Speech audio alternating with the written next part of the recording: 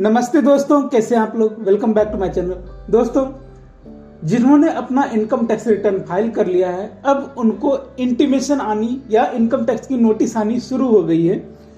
ये प्रॉब्लम उन सबके साथ होगी जो फर्स्ट टाइम फाइलर है, उन्हें ये पता नहीं होता कि ये क्या होता है।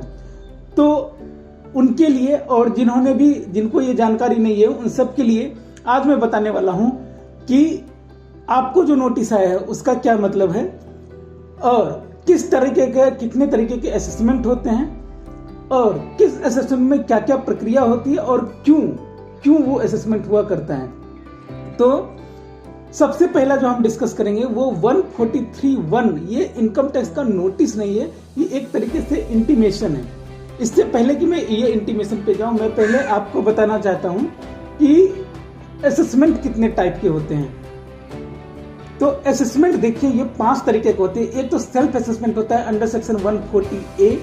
दूसरा समरी असेसमेंट होता है 143(1), जो आपको नोटिस आया है। इस केस में जो आपको दिख रहा था, जो नोटिस मुझे आई है, ये 143(1) की है।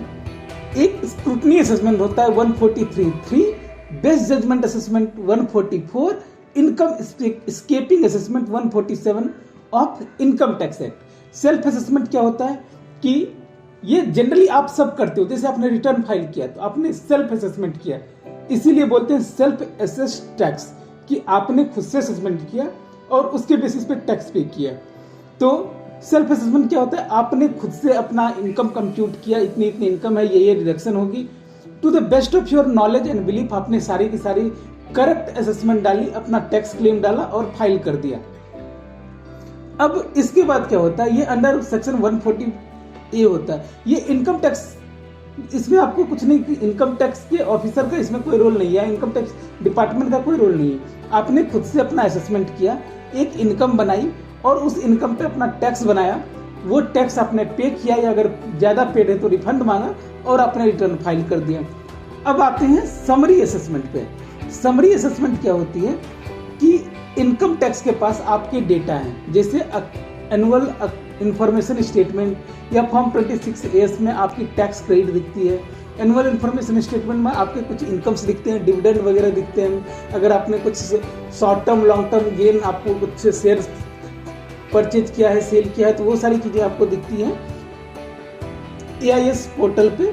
AIS कैसे जनरेट होता है, इसके लिए मैंने कई सारे वीडियो बना रखी है, आप मेरे प्लेलिस्ट में जाके देख सकते हैं। तो इनकम टैक्स के पास जो भी डेटा अवेलेबल है, उससे आपने जो सेल्फ असेस किया, मतलब जो रिटर्न फाइल किया, उसको मैच करती है। मैच करने के बाद अगर कोई मैथमेटिकल मिसकैलकुलेशन आती है, जैसे मान लीजिए आपने फॉर्म 26A में ज्यादा टैक्स क्रेडिट आपने क्लेम कर ली है, मतलब फॉर्म 26A में आपकी जो टैक्स क्रेडिट है वो कम है, आपने ज्यादा क्लेम कर रही है, तो वो सेट ऑफ कर देगी, आपको फॉर्म 26A के हिसाब से दे देगी।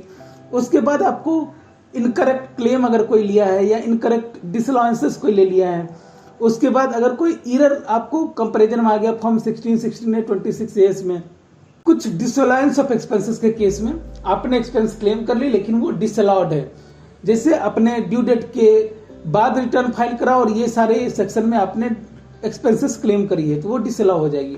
तो वो डिसअलाउ करके बिना किसी ह्यूमन इंटरवेंशन के, मोस्ट प्रोबेबली इसमें ह्यूमन का इंटरवेंशन नहीं होगा, वो ऑटोमेटिक कंप्यूटर कैलकुलेट कर लेगी आपका जो एसेस टैक्स है वो, प्लस जो इनकम टैक्स की नज़र में जो उनके पास इंफॉर्मेशन है और आपने जो इंफॉर्मेशन उनको प्रोवाइड कराई, उस दोनों के बेसिस पे जो एक उनको असेसमेंट करना है, वो असेसमेंट करने के बाद आपका एक नोटिस भेजेगी कि यस, हमने ये असेसमेंट कर लिया और इस हिसाब से आपका जो टैक्स है या तो आपसे ज्यादा बनेगा, आपने जितना कैलकुलेट किया उससे ज्यादा बनेगा तो आपसे वो बोलेंगे कि इतना पे कर दो, या फिर आपसे कम बन सकता है। हो सकता है कि आपने बनाया 5,000 रुपए का, उनका या 4,950 रुपए का, तो बाकी वो आपको रिफंड कर देंगे।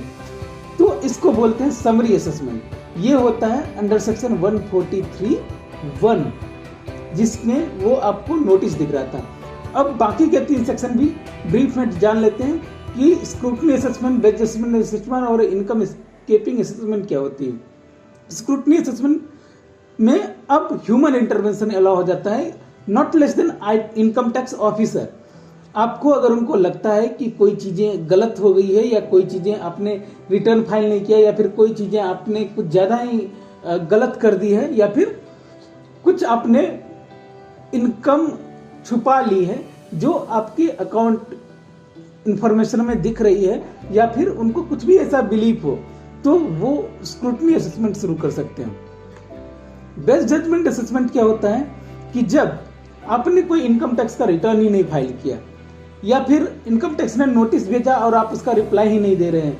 मान लीजिए कि इनकम टैक्स ने under this regular scrutiny assessment उन्होंने बोला कि ठीक है आप मुझे अपने डॉक्यूमेंट ला के दो।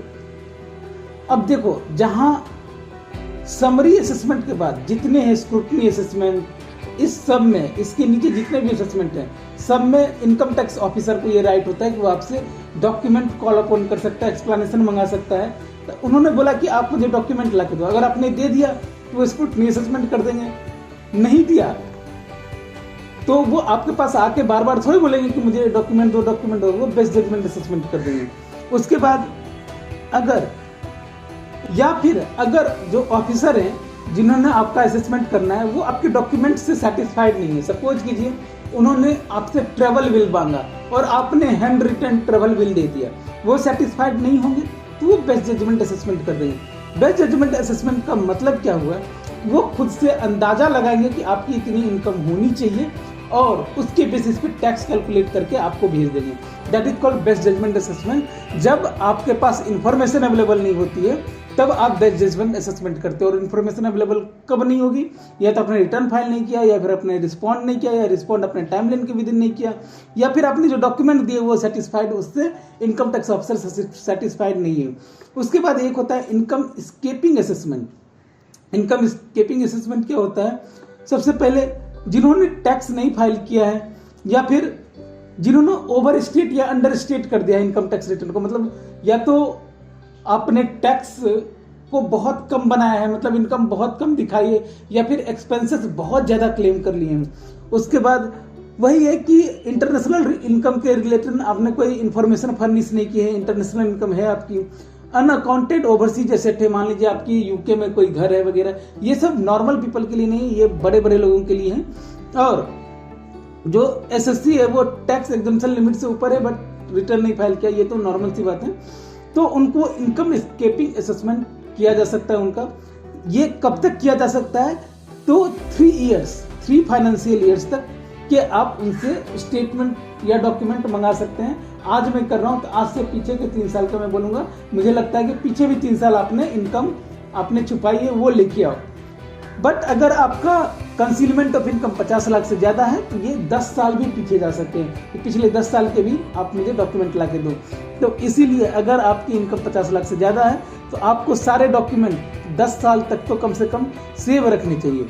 तो अब आते हैं ये जो इंटीमेशन आई है 143(1) की, जो मैंने बताया कि समरी असेसमेंट का है। अब इसको मैं देखता हूं कि ये होता क्या है।